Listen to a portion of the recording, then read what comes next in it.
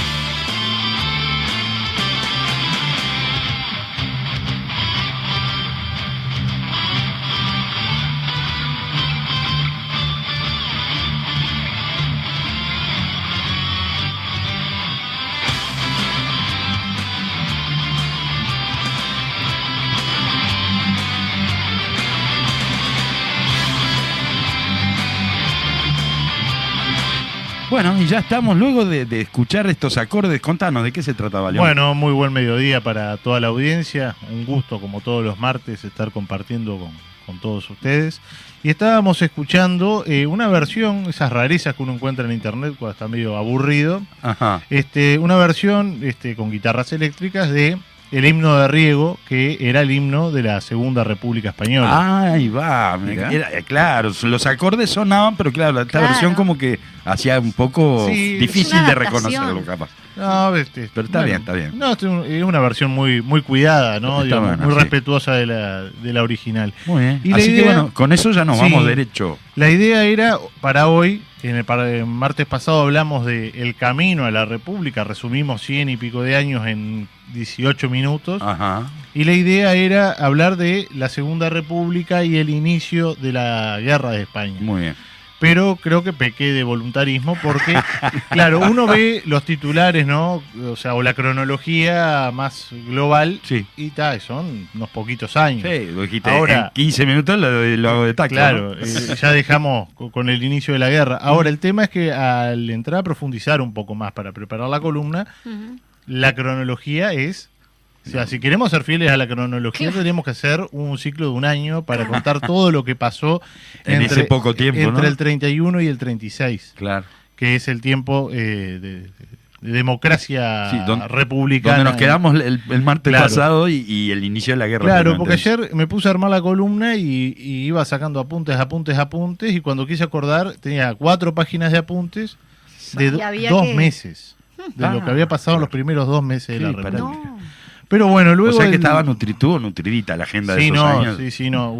Pasó de todo. Bueno, eso demuestra... Nos vamos a ir enterando ahora entonces. Bueno, luego del triunfo rotundo de los republicanos en las elecciones municipales del 31, recuerdan que fue tan abrumador el apoyo a las listas de los partidos republicanos que Alfonso XIII, el rey de España, abandona España y se proclama la Segunda República. Ahí va.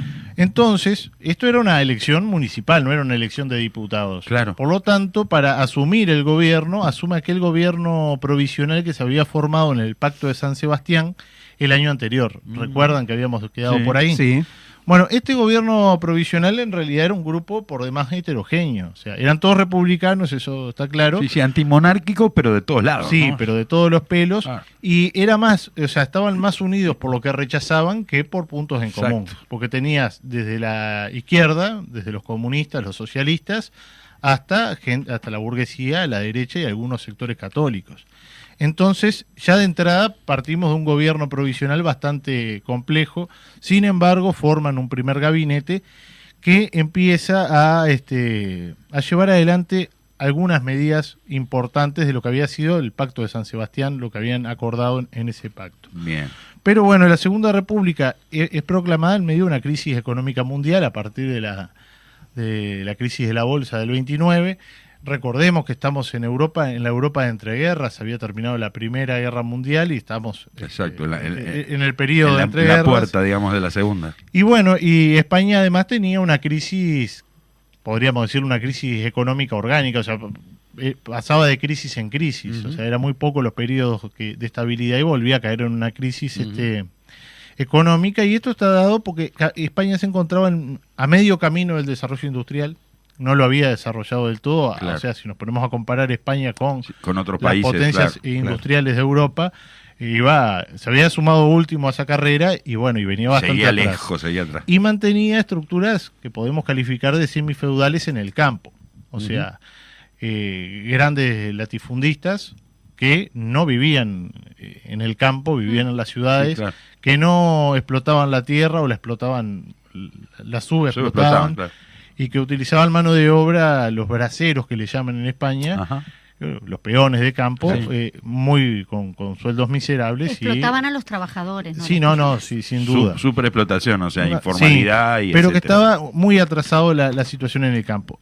Pero, a pesar de estas cuestiones, tanto en las fábricas se empiezan a organizar los sindicatos con una gran fuerza, una gran capacidad de organización y una gran capacidad de combatividad de los trabajadores de las fábricas. Ahí va. Y previamente, pero con la proclamación de la Segunda República, se empiezan a organizar cada vez más fuerte los trabajadores en el campo. Sobre todo en el campo empiezan a tener hegemonía los anarquistas, que la venían perdiendo en las ciudades. Venían perdiendo la hegemonía en las ciudades y se trasladan al campo. Pero bueno, buen punto igual el organizar a los trabajadores del campo, Sí, ¿verdad? pero igual eso va a traer varios problemas para la Sí. República. Ah, Pero bueno, en el relato de los viejos republicanos, o sea, de los que anhelaban la República Sí. durante la monarquía, la República era concebida como una especie del dorado, o sea, algo que una vez que se instaurara iba a solucionar todos los problemas la que panacea tenía. universal. Claro. Sí.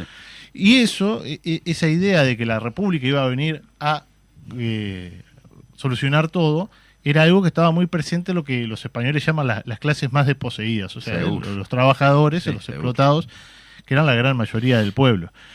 Y esto lo que genera es que, bueno, una vez proclamada la República, toda esta gente empezó a Sí, sí. exigir de que Todas se sus cumpliera, expectativas, claro, digo. que se tuviera en cuenta sus Claro. sus reclamos. Y bueno, en este sentido, desde las clases dominantes existían visiones encontradas. Por un lado, habían quienes eran republicanos, que estaban desde la primera hora, Ujú.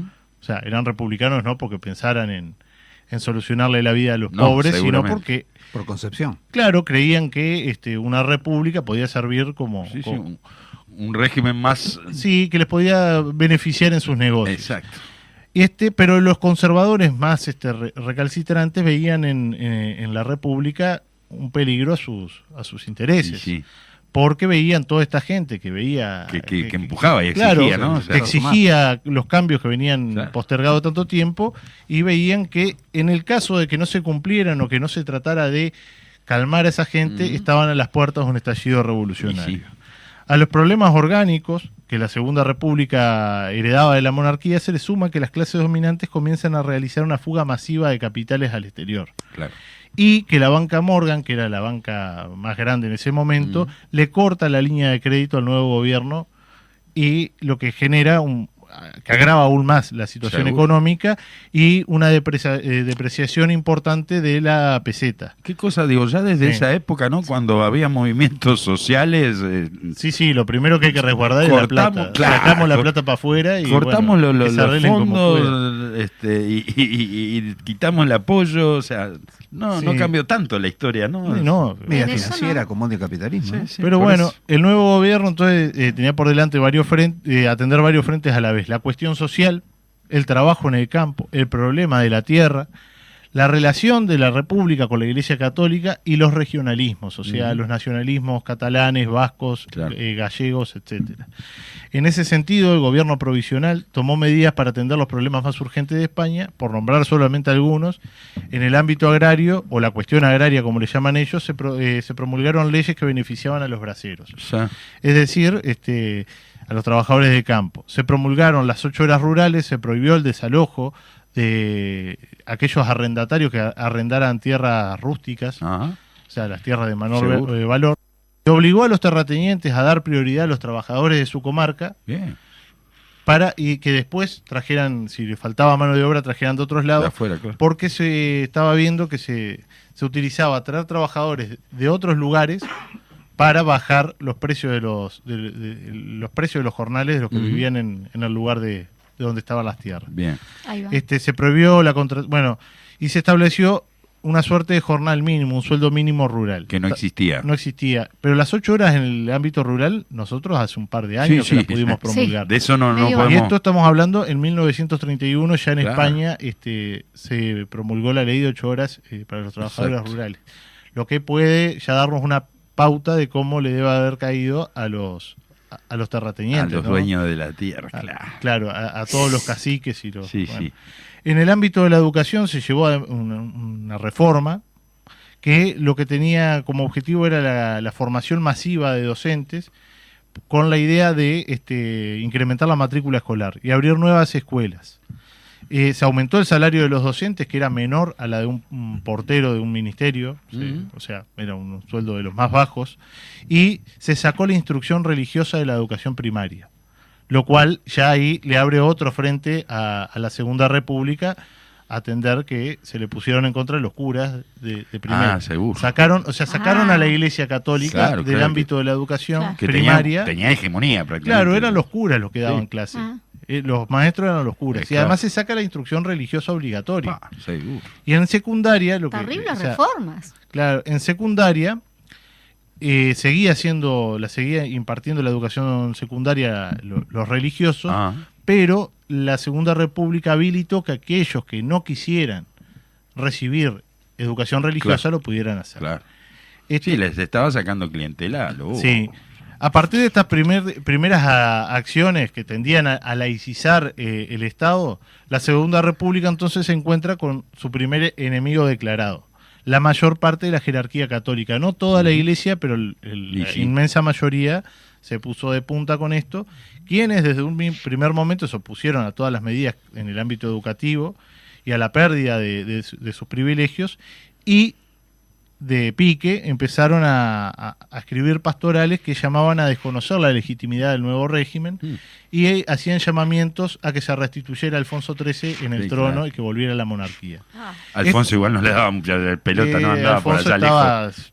estaba en Estoril, en Portugal. Ahí va. Esto tuvo una fuerte reacción de los sectores más radicalizados de la República, o sea, Seguro. aquellos sobre todo vinculados al anarquismo, que van e incendian iglesias Sí, sí. y conventos.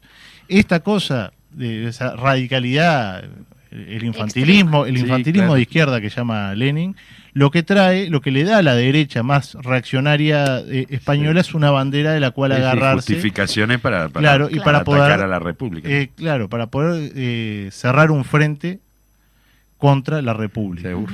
Todo esto pasó entre abril y mayo del 31. Era lo que hablábamos Qué al bárbaro, principio. Impresionante, ¿no? Bueno, sigamos adelante Sí, rápido. En junio del 31 se llevan adelante elecciones, Ajá. o sea, elecciones del Parlamento, que además tenía la calidad de constituyente, Bien. porque eran los que iban a ser encargados de Claro, redactar la nueva La- constitución. La República no tenía Sí. constitución, seguramente. No tenía constitución. Pasaban de una monarquía, Exacto. del régimen de la monarquía restaurada, a una república que no tenía leyes. O sea, Lógico. todas estas primeras medidas se iban llevando adelante por medio de decretos.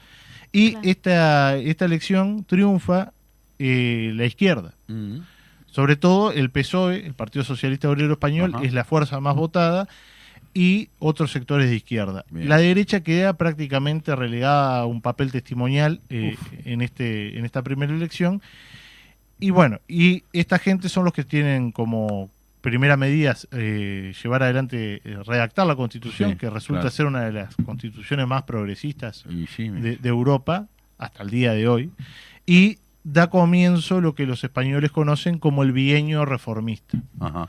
Bienio, 2 años, años. donde el gobierno, encabezado por los socialistas y por Manuel Azaña como una suerte de presidente o jefe de Estado, Ajá. lleva adelante un montón de reformas sociales y laborales que benefician a gran parte de los trabajadores y a las mujeres también, porque Claro. además se le reconocen derechos a las mujeres, o sea, se las reconoce como ciudadanas. O sea, que Se la bastante vi- avanzada, Sí, entonces. digo, muy avanzado la para la reforma. época. Bueno, nosotros acá ya lo teníamos, muchas de esas cosas ya las teníamos Sí, con Valle. claro. Pero para Claro, la en España que la venía reforma de Valle. una monarquía Y para la Y con- Europa occidental en y general, con un me parece, ¿no? fuerte peso de la Iglesia Católica, porque recordemos que España es de los países donde más peso tiene la Iglesia Sí. en todos los ámbitos de la vida, estas reformas venían a...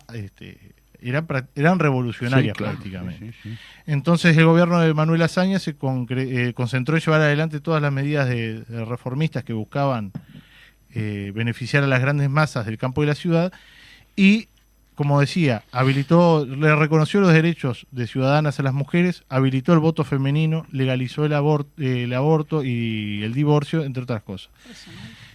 A su vez reconocía los regionalismos y planteaba una reforma agraria. Estas medidas contaron con la oposición de la derecha, Por supuesto. por gran parte del ejército, y la iglesia, también por supuesto, Era de esperar. y como decíamos hoy temprano, también tuvo oposición de los anarquistas, que lo veían insuficiente y querían llevar las cuestiones, estas reformas más allá. Y acá esto es importante porque los anarquistas empiezan a llevar adelante insurrecciones armadas en el campo en contra del gobierno de Manuel Azaña. Entonces ya, o sea, además de que se levantan contra el gobierno, en los pueblos donde se levantan también queman iglesias, asesinan curas y le están dando cada vez... Objetivamente juegan para la derecha. ¿no? Sí, claro, le estaban dando más argumentos a la derecha para ir en contra de la República. ¿Cómo estamos de tiempo? Nada, mal, muy mal. Bueno, vamos a seguir mal porque falta un poquito todavía. En el 32 hay un primer intento de golpe de Estado encabezado por el general Sanjurjo, que fracasa rotundamente, pero en este momento la derecha empieza a unar fuerzas en un bloque común para derrocar al gobierno de Azaña, y a partir de los sucesos de Casas Viejas, que esto, si nos ponemos a hablar de esto, se nos puede ir el programa en eso. En Casas Viejas es un pueblito, una comarca, se da un levantamiento anarquista y es reprimido, y bueno, y ahí se genera todo un problema a la interna del gobierno, y termina perdiendo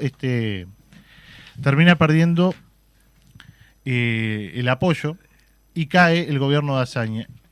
Y en el año 33 se crea la Falange Española, el partido de los fascistas, encabezado por José Antonio Primo de Rivera, hijo del dictador Miguel Primo de Rivera, y se crea la Confederación Española de Derechas Autónomas, el CEDA. Como estamos muy cortos de tiempo, vamos a dejar... Yo te diría que seguimos la semana que viene. Vamos a tener que dejar por acá y seguir la semana que viene. Que te aborte así Pero bueno, cae el gobierno de Manuel Azaña y se llama elecciones, donde triunfa la Confederación Española de Derechas Autónomas y se inicia el periodo que se conoce como el bienio conservador, que va a durar hasta el 35. Ahí está. Bueno, entonces... las disculpas del caso, pero vamos a tener que ir dejando por acá. Sería bárbaro, pero bueno, dejamos la expectativa para el próximo martes. Muy bien.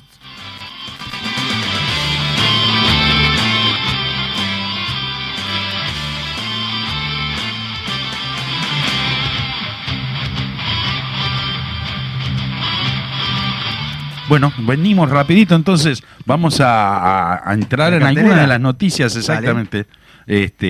Muy bien, la Corte Interamericana de Derechos Humanos comenzó sesiones en Uruguay. Este organismo internacional comenzó ayer lunes sesionar en Uruguay en un periodo en el que habrá varias audiencias, entre ellas las que supervisa el cumplimiento de la sentencia de condena al Estado uruguayo por su responsabilidad en las violaciones a los derechos humanos vinculados al caso Hellman, y la audiencia pública en el caso contra el Estado argentino por incumplimiento de la debida diligencia en la investigación judicial del atentado de la Asociación Mutual Israelita Argentina, AMIA, ocurrido el 18 de julio de 1994. La audiencia, en la que se discutió el de cumplimiento de la sentencia del caso Hellman, emitida el 24 de febrero del 2011, se realizará en Colonia de Sacramento, el 20 de octubre. Uno de los principales puntos pendientes para el cumplimiento de la sentencia es el hallazgo de los restos de María Claudia García, por lo que durante la audiencia privada se presentarán las acciones tomadas por el Estado uruguayo para el hallazgo de los restos. En 2019 se otorgó a la Institución Nacional de Derechos Humanos y Defensoría del Pueblo la competencia sobre las excavaciones. Su director, Wilder Tyler, entrevistado por La Diaria, dijo que están trabajando en la presentación que realizarán ante la Corte, y recordó que a la Constitución le compete, además de las excavaciones, el acceso irrestricto a los archivos de los servicios de inteligencia e instituciones públicas y privadas, algo que está previsto en el artículo 6 de la Ley 19.822, pero que aún no se ha cumplido. El 153 periodo de sesión será inaugurado este martes en un acto en el Palacio Legislativo, y luego los jueces de la Corte Interamericana de Derechos Humanos, Ricardo Pérez Manrique, Humberto Sierra, Eduardo Ferrer, Nancy Hernández, Patricia Pérez, Verónica Gómez, Rodrigo Mudrovich, y se reunirán con la vicepresidenta Beatriz Argimón. En la tarde se realizará el seminario Corte Interamericana de Derechos Humanos, Estado de Derecho y Control de Convencionalidad. Además del caso Hellman y el de la AMIA, la Corte Interamericana de Derechos Humanos actuará en otros dos casos contenciosos: el que investiga la responsabilidad internacional del Estado peruano por daños causados a la comunidad de Oroya por la actividad de la empresa metalúrgica y el caso que investiga la responsabilidad del Estado argentino en la entrega de adopción de Mariano, un niño que fue separado de su madre biológica, María, sin las debidas garantías del proceso de adopción. La Corte Interamericana de Derechos Humanos también discutirá la sentencia del caso Tzompactle-Tecpile contra México, que investiga la responsabilidad del Estado mexicano en la detención ilegal de 3 personas por parte de la policía en una carretera entre Veracruz y Ciudad de México. El caso de la responsabilidad del Estado boliviano en una serie de allanamientos ilegales contra 22 personas que fueron víctimas de abuso policial y abusos sexuales, y el caso que investiga al Estado ecuatoriano por detenciones ilegales y torturas contra el ex militar Gonzalo Cortés. En otro tema, la verdadera historia de Tabaré Vázquez y los pasaportes falsos es comparable con el caso Astesiano.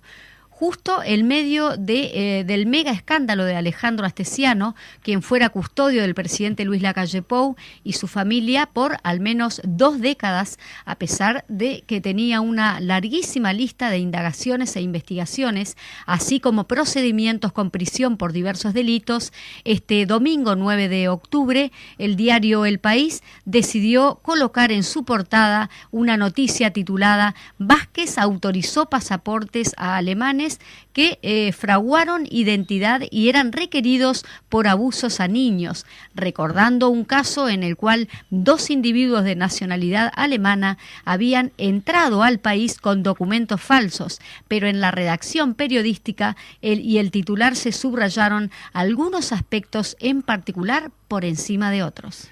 En el caso de los 2 pasaportes otorgados durante el gobierno de Tabaré Vázquez, el 13 de abril del 2009, no tiene las mismas características que el caso Astesiano y la lista de diferencias es amplia. Para comenzar, no se trató de una organización instaurada en el corazón del gobierno nacional, como sí lo fue el armado por Astesiano y sus cómplices, sino de un derecho aislado de otros elementos a considerar. Mientras que la organización de Astesiano orquestaba desde dentro de las partidas de nacimiento falsas para hacer creer que los rusos tenían ascendencia uruguaya y así otorgarles pasaportes nacionales, el otro caso no se construyó desde el gobierno ni nada parecido. La pareja Arno Wollensack, con nombre falso Mark Newman Peters, y Julie Rabel, con nombre falso Angelina Taylor, ingresaron al Uruguay con partidas de nacimiento falsas emitidas supuestamente por el estado de Guyana, pero tramitadas en Brasil.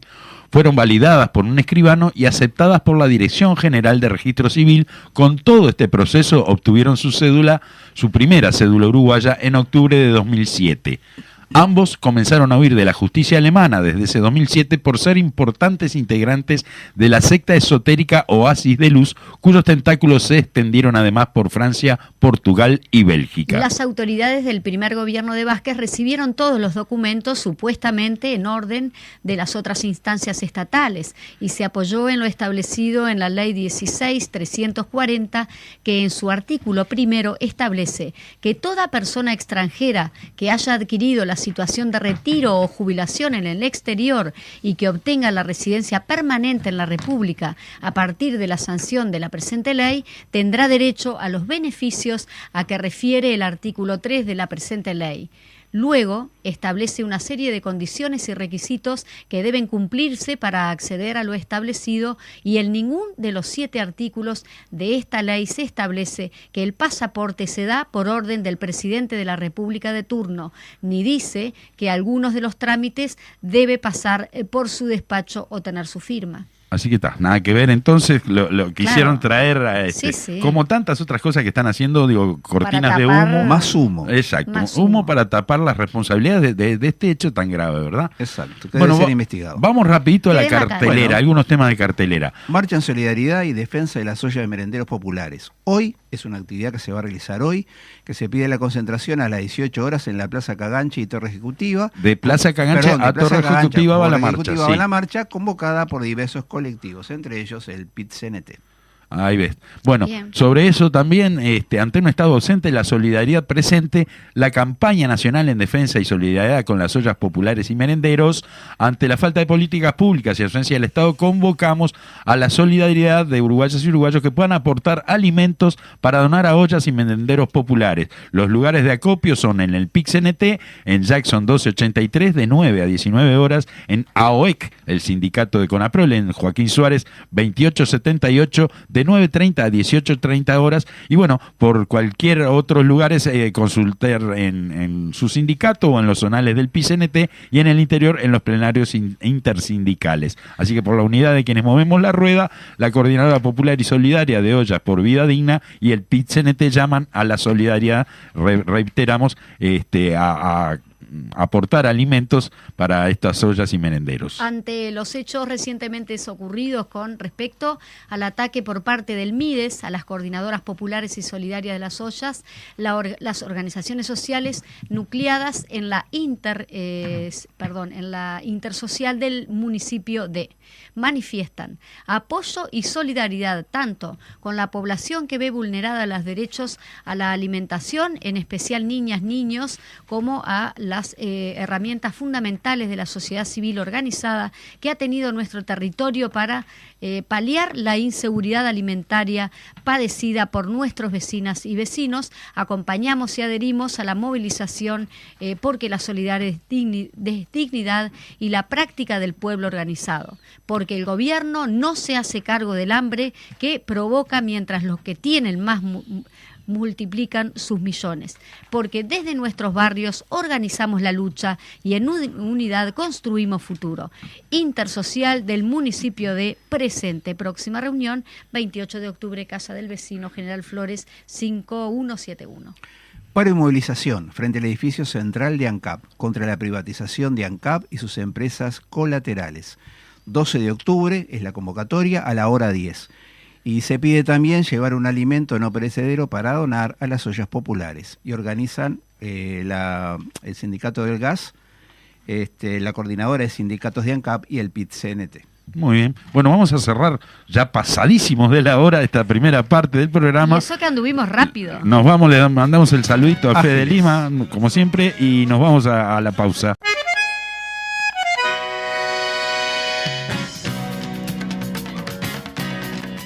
Bueno, y ya estamos acá nuevamente en la segunda parte de este programa número 76 y tenemos un invitado, ¿verdad, Adrián? Sí, ¿lo presentamos? Por supuesto. Claro. Bien, hoy contamos con la presencia de Miguel Velázquez, edil de la bancada 1001 del Frente Amplio.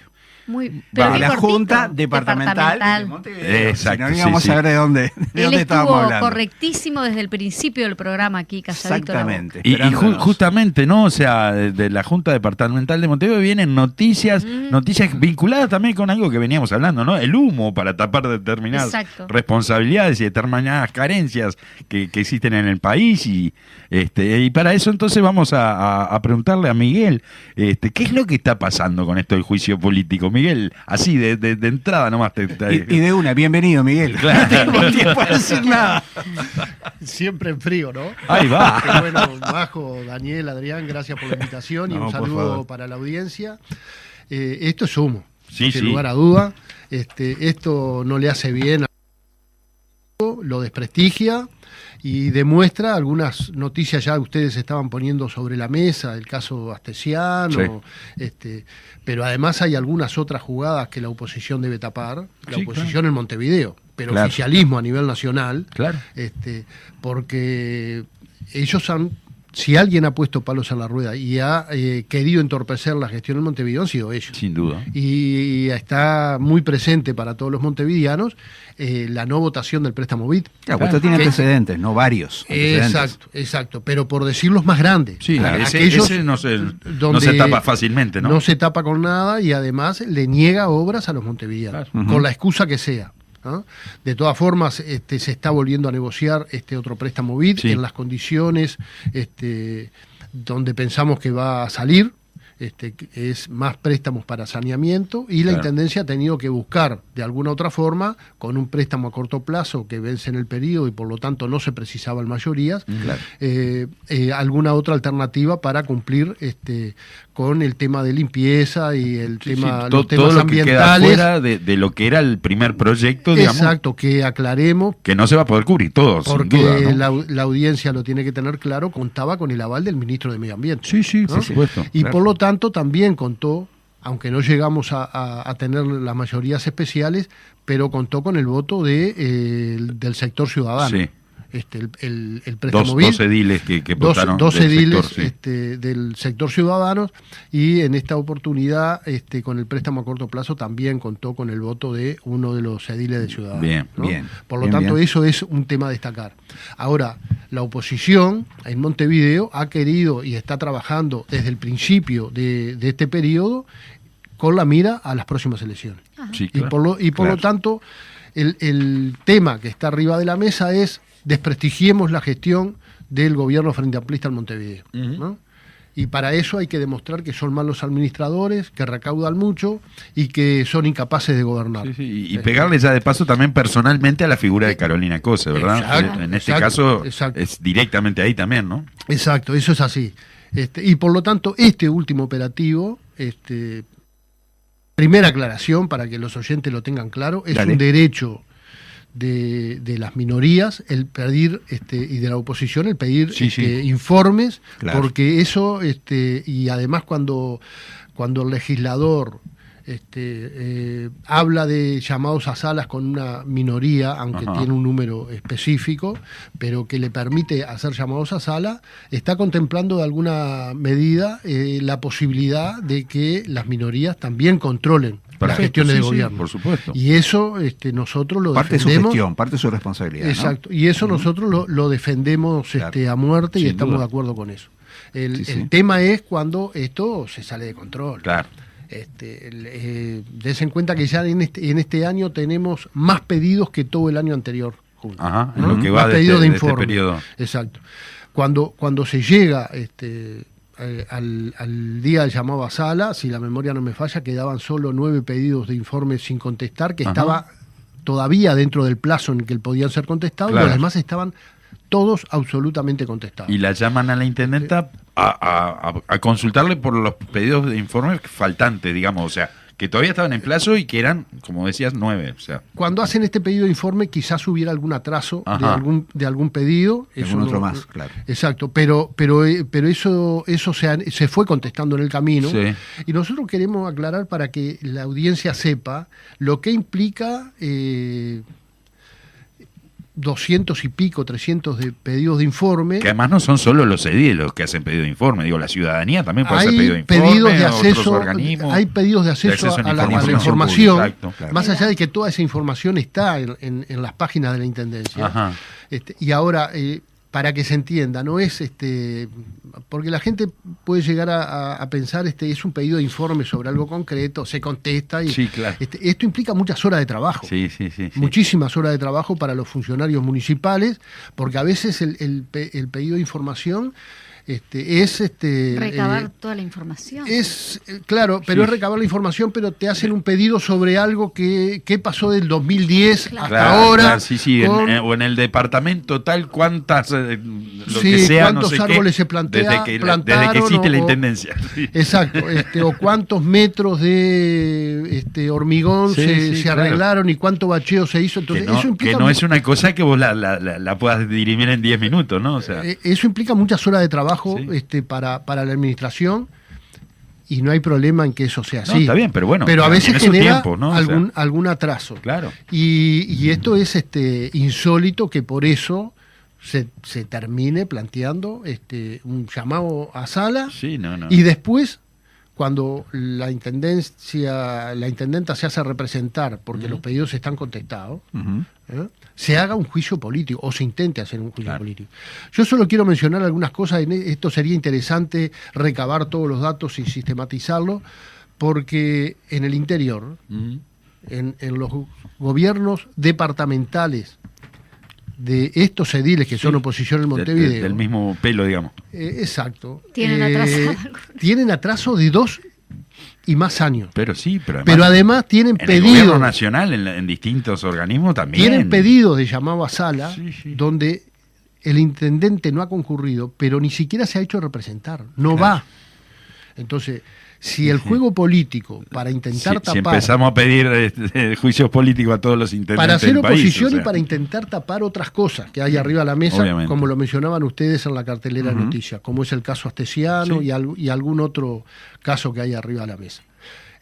Si esto implica entrar en el juego de empezar a hacer juicio político a todos los intendentes del país, nos parece que es un disparate. Una locura. Cuando además...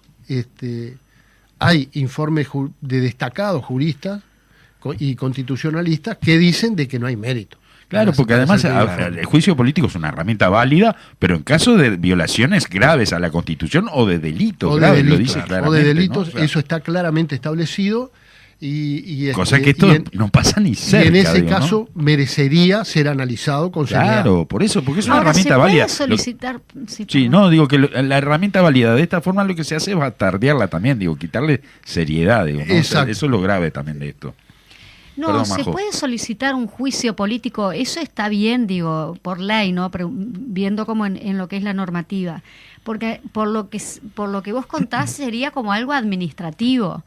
Lo que están pidiendo. Político ya es mucho más más grave. Claro, esto podríamos considerar desde el punto de vista de la oposición de que es una falta de la Intendencia la no contestación del pedido de informe o no haberse presentado al llamado a sala. Podríamos considerar que es una falta. No es un delito. Ahí va. Que son cosas diferentes, ¿no?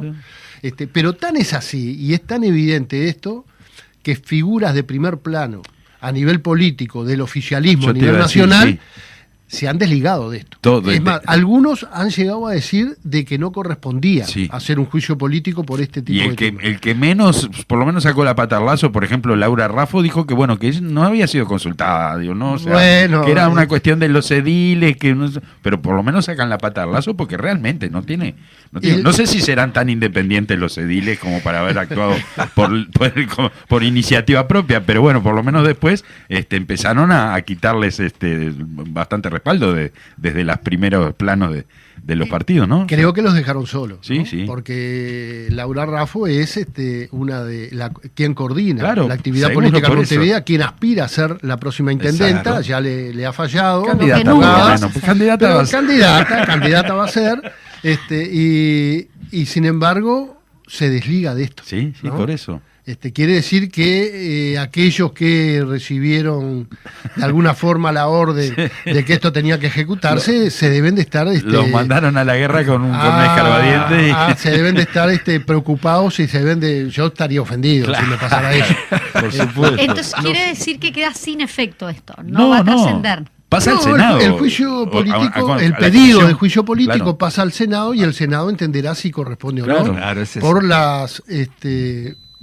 opiniones que hay hoy arriba de la mesa, esto no va a prosperar. No va a prosperar. Y yo creo que los ediles, pero el oficialismo en general, tiene claro que esto no va a prosperar. Sí, claro, pero además, aunque la comisión, porque pasa a la Comisión de Constitución y Código del Senado, que es la que entienden esta cuestión, a ver si amerita pasarlo al plenario, ¿verdad? Pero en el plenario claramente no tienen los votos, o sea que aunque la comisión decidiera pasarla al plenario del Senado, en el Senado no tienen los votos, se requieren 2/3 de votos para habilitar el juicio político, cosa que no va a suceder, no tienen los votos el oficialismo en ese caso en el Senado. Eso ya lo sabían, ¿no? Y lo sabe todo el mundo.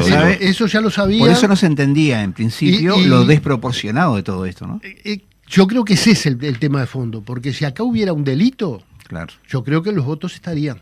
Por supuesto. ¿No? El problema es que las mismas figuras del oficialismo a nivel nacional, primeras figuras, han salido a decir que no hay méritos para esto. Entonces, por lo tanto, nadie quiere meterse en fraguar algo que deslegitime y atente contra la vida republicana. Sí, claro, pero todo esto es lo que justamente da la clara pauta de que es una cortina de humo, porque algo que no va a mover nada, se le sigue fogoneando y pasa a ser tema de la agenda. Digo, la prensa se sigue consultando a constitucionalistas a ver si es válido, si no es válido, reporteando a digo, venta de humo para tapar otras cuestiones. Nosotros estamos acostumbrados en Montevideo a que los ediles que son oposición trabajen muchas veces con el titular de prensa o con el tuit, ¿no? Claro, es decir, hay determinada noticia que sale y dura 10 minutos. Sí. Dura un día si es titular de prensa, Tal cual. O un par de días y después desaparece. Claro. Pero esto genera que la gente se quede con la idea de que eso sucedió. Ah, también, ¿no? Seguro. Entonces, a la gente dentro de un tiempo le va a quedar la idea de que hubo un juicio político a la intendenta de Montevideo. Sí, ¿no? Claro, por supuesto. Entonces, es un camino peligroso a recorrer. Sí, sin duda. Nosotros no lo hubiéramos hecho. Y de hecho no lo hacemos, digo, no ustedes acá los ediles de Montevideo, pero tenemos ediles del Frente Amplio en todo el país, y en todo el país se podría hacer bajo estos mismos parámetros lo mismo, digo, ¿no? Y no lo hacemos, digo. Exacto. Claro. Hay 15 intendencias del Partido Nacional Sí. y se podría hacer en cada una Por de eso. ellas lo mismo. Exacto. Y sin embargo, no es un camino que nos parezca que tiene que recorrerse. Habla de seriedad, digo, ¿no? Habla de seriedad del trabajo en político. política y de honestidad. Exacto. Y honestidad democrática, ¿no? Exacto. Igual Lealtad. también tapar un poquito la gestión que viene realizando la Intendencia de Montevideo ante la falta o omisión del gobierno a nivel nacional. También se podría estar queriendo tapar un poquito. Yo creo eso. que ese es el objetivo. El objetivo es demostrar de que no se gestiona bien. Claro. Y en ese demostrar que no se gestiona bien, hay que demostrar que no tenemos espíritu republicano Sí. y democrático. Que no lo van por a lo tanto, demostrar, no pero por lo contestamos, menos, como por lo decís. tanto, no contestamos los pedidos de informe Mm. y cuando se nos convoca a que demos explicaciones en sala, no vamos. Claro. Ese es el objetivo. Sí, ¿no? claro. Y por lo tanto, no los dejamos gobernar. Sí. No dejamos que de alguna forma Hagan su puedan trabajo, investigar, claro. hagan su trabajo, puedan investigar al gobierno en Claro. Montevideo. Y esto no es así. Y calificar de Esto- alguna forma la actitud de la intendenta, ¿no? Porque en De la realidad idea- queda en el fondo que queda dando vuelta a eso. La Exacto, intendenta, ¿no? de, Sí, de la, tienes- de la intendenta y de los legisladores del oficialismo en Montevideo. Seguro. ¿No? Porque el gobierno departamental del Frente Amplio no es la intendenta, es la Sí, intendenta y es el Parlamento. Claro, sí. Son Este, los por- dos poderes Exacto. departamentales, Ese el es ejecutivo ese y es el gobierno legislativo. departamental. Exacto. Exacto. Y por lo tanto yo creo que esto no tiene seriedad ninguna. Seguro. Creo que además, y es una lástima, pero esto cambia el relacionamiento que va a haber en la Claro. Junta Sí, entre sí, el está oficialismo y clarísimo. la Y oposición. me imagino que sí. Habrá que entrar a conversar en otros términos algunas cuestiones. No se puede jugar a la política poniendo de rehén a la gente, porque en Seguro. definitiva cuando no se deja gobernar, cuando se tranca de la forma que sea y a ultranza la gestión Ujú. y el desarrollo de políticas sociales que se desarrollan en el departamento, se está jugando con la gente. Sí, claro. Y desinformándola, además, digo, ¿no? Cuando se magnifican cuestiones que no son tales, digo, son medias verdades, digo, es bastante embromado también, digo, ¿no? O sea, tratar de hacer política de esos lugares tan mezquinos, si se quiere, ¿verdad? Ujú. Sí, tú lo decías, Daniel, eso es mezquindad política. Sí, claro. Y con esto se camina poco. Claro. El camino a recorrer es muy corto y tiene un parate, digamos, ¿no? Sí, un techo. Un techo. Hasta exacto. algún lugar puede llegar más de ahí. Entonces, por lo tanto, nosotros creemos que habrá que volver a analizar cuál es el papel y el relacionamiento que tenemos con la oposición, Ujú. porque desde la Junta siempre se les intenta facilitar Seguro. todo tipo de trabajo. Como debe ser, Claro. y está perfecto. Participan Sí, sí. en las comisiones, Sí, sí. cada vez que pide una comisión, y en eso cuentan también con el apoyo del Frente Amplio, del Ujú. oficialismo, van los directores a dar Claro, explicaciones, acuden a las comisiones a presentar los proyectos, Claro. a explicarlos las veces que sea necesaria. Y bueno, y la respuesta es esto. Sí, seguro, La verdad sí, sí, que sí. es Da bronca, digo. una actitud desgraciada. Totalmente. Exactamente. Exacto. Exactamente. Miguel. ¿Vamos a recordar lo del libro? Tenemos unos minutitos. Ahora, después, No, yo le quería preguntar a Miguel, digo, algo más positivo que nos cuente Claro, de si lo va que por la está misma. pasando en la Junta, de repente, digo, ¿en qué andan? Contarnos algo. Un titular que nos Sí. puedas dar que entusiasme el trabajo de la Junta y el gobierno en Porque su esto, conjunto la verdad de que es bastante Montevideo. triste esto que veníamos hablando. Esto Bueno, más que triste es penoso. Pero tiene Penoso. final feliz igual. Pero, porque no por va a tener bien, viabilidad claro. esa. Dejemos de lado lo penoso y a ver, ¿qué nos puedes contar, No, Miguel? yo creo que la Junta desarrolla, bueno, ustedes son funcionarios municipales. Adrián era, yo sigo siendo. Uno ya lo echamos, ya se Quería jubiló. decir que era jubilado a toda costa. Pero, Acudir al lugar. Yo soy el joven. el Para que siguen aquí. vea, ahí va. pero saben todo lo que pasa por la Junta Sí, respecto a claramente. Montevideo, ¿no? Desde plantar un árbol, reparar una vereda, el saneamiento, la iluminación, Eso una no plaza. para, eso no para nunca. Eso ¿verdad? no para nunca y en esto yo creo que como todos estos temas pasan sin lugar a dudas por la Junta y por las comisiones de trabajo, Claro. hay una cantidad de cosas buenas arriba de la mesa. Exacto. ¿no? Sí, sí. Está el plan ABC, las políticas sociales que desgraciadamente este gobierno ha retaseado y Claro. mucho. Y hay que tomar desde lo departamental, Y ¿verdad? por lo tanto, Claro. desde lo departamental, aunque no sea nuestra tarea directa, Sí. hay un compromiso de la intendenta y del oficialismo en ayudar a las ollas populares, Seguro. en intentar generar trabajo para los montevideanos, en que Montevideo también esté más limpia, Sí, claro, ¿no? sí, pero sí. en generar condiciones para la salud, para la cultura.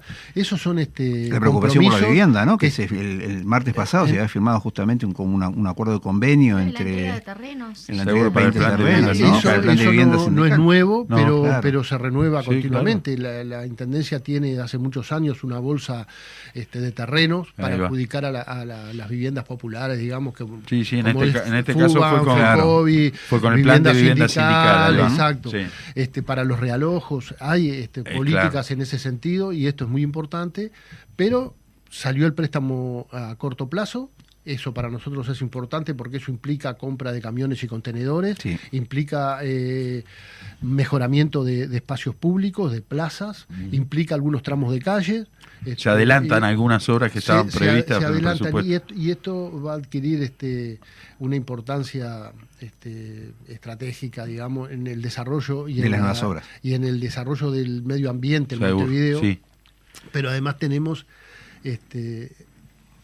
el tema de la remunicipalización de la recolección de basura en el municipio Nada B. menos. Nada menos, un tema importante, Sí, claro. largamente reclamado por los funcionarios municipales en Adión, pero también por nosotros, y estoy hablando acá como Partido Comunista, Ajá. 2001, y creo que bueno, que hoy se dieron las condiciones para hacerlo. Ahí se vencía el contrato con CAP, Sí. no había posibilidad de renovarlo, había que llamar a una licitación y por lo tanto el camino que se está recorriendo es el de la remunicipalización Perfecto. de la recolección de basura. Sí, Hay sí, otras áreas claro, hay otras áreas que se mantienen igual. que se mantienen, Sí, sí, el que habrá que barrido, licitarlas, arbolado, podas, todas esas cuestiones creo que sí. plazas, creo que se va camino a la limpieza en ferias también, Ajá, sí. Hay remunicipalizarlo, un plan de pero ferias, queda sí. todo el tema de plazas y barrido que no es solo en el municipio B, a lo largo y ancho de Montevideo Claro. trabajan cooperativas, trabaja Sí, sí, Tapurú, ONG, trabajan ONG. sí. Con la participación de los vecinos, no pero- solo cooperativas, sino de la gente, de los lugares de la zona.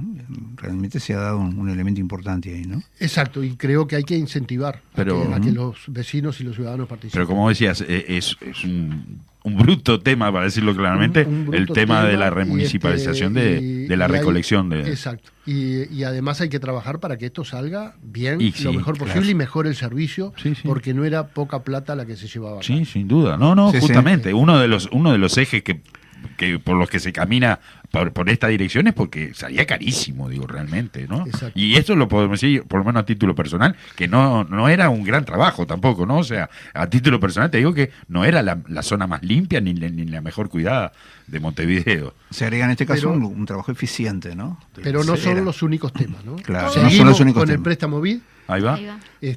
Se ha sumado todo esto que se sacó de limpieza y se va a hacer con el préstamo a corto plazo. Seguro. Se le ha sumado un saneamiento Ajá. Seguimos planteando que no se puede tomar de rehén a los vecinos, porque después que se introdujeron una cantidad de mejoras y cosas que la oposición había planteado que querían que estuviera en el préstamo, vuelven a plantearse otras cosas. Claro. Yo creo que se va a terminar votando.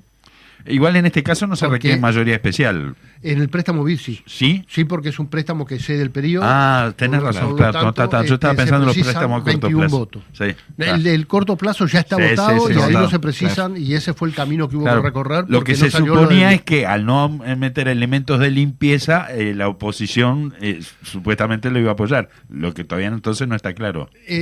Bueno, se está negociando, creo que va a tener que salir porque ¿Qué? sería ¿Qué? trágico tomar a los Ya sería como materianos, demasiado, ¿no? de rehenes Otra vez. en un tema que prácticamente dejaría todo Montevideo saneado. Claro, es tremendo. Este, Sería terrible, de verdad, que sería otra vez terrible. sería recayeran terrible en y esa. yo creo que van a recapacitar. Esperemos. Sería lo esperable, por lo menos.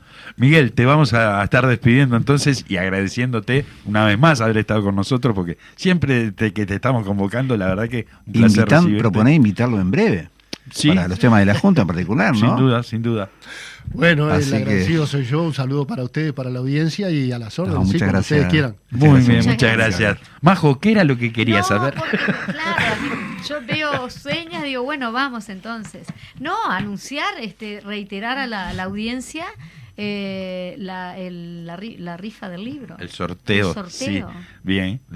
Bueno, seguimos entonces convocando que... El libro es La construcción de la unidad de la No, izquierda. ese Perdón. es el que ya sorteamos, Ese es el que ya que sorteamos. supuestamente hoy vamos a tener al compañero que fue agraciado, el favorecido con el libro, Y no pero vino. bueno, no pudo venir, nos hace señas su apenada de que no pudo venir, así que bueno, se estará coordinando con él la entrega en alguna instancia. Claro, estábamos nerviosos con el tema del libro, pero era porque, claro, la persona no ha llegado. Así que le mandamos un saludo desde acá y bueno, que le estaremos entregando a la brevedad. El próximo Partido Comunista invita el próximo 22 de octubre a las 17 horas en la Plaza 1 de Mayo a festejar Claro. sus 102 años de Porque existencia.